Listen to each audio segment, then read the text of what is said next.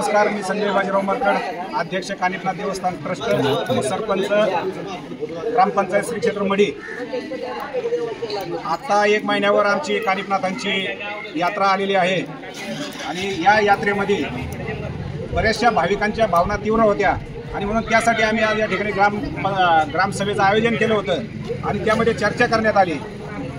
या यात्रेमध्ये बहुसंख्य मुस्लिम व्यापारी या ज्या आमच्या गावाच्या परंपरा आलेल्या आहेत, आमच्या देवाला 1 महिनाभर तेल लागलेलं असतं, त्यावेळेस आमचा तो दुखवट्याचा कालावधी असतो। या कालावधीमध्ये आम्ही कुठल्याही प्रकारचं तळणे, लग्न कार्य, शेतीचे सर्व कामं आम्ही बंद ठेवलेले असताना वाट वापरत नाही, गादी वापरत नाही, असे कामं 1 महिनाभर बंद ठेवतो आम्ही।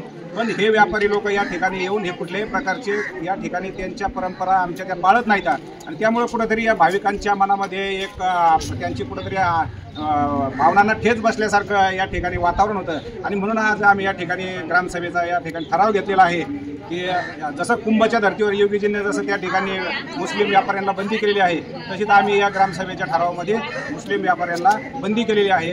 जर जो माणूस कुंकू लावित नाही त्याने आम्हाला कुंकू विकावं, एवढं दुर्भाग्याची गोष्ट आमच्या हिंदू धर्मासाठी म्हणावं लागेल आणि म्हणून आम्ही हा ठराव या ठिकाणी आज रोजी पारित केलेला आहे। आणि या यात्रेमध्ये मुस्लिम व्यापाऱ्यांना विशेष करून या ठिकाणी मुस्लिम व्यापाऱ्यांचे 2 नंबरचे व्यवसाय चालू असतात।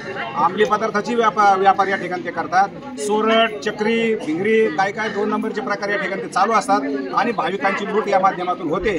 एवढंच काय, पण अगदी त्या भाविकांना मारहाण सुद्धा या ठिकाणी झालेली आहे, म्हणून त्यांच्या मनामध्ये बी हे भीतीचे वातावरण या ठिकाणी होतं आणि म्हणून आम्ही त्यांचेही पत्र आमच्या ग्रामपंचायतला या ठिकाणी उपलब्ध झालेले आहेत आणि त्या आधारे ग्रामसभा बोलवली आणि हा ठराव आज रोजी पास केलेला आहे।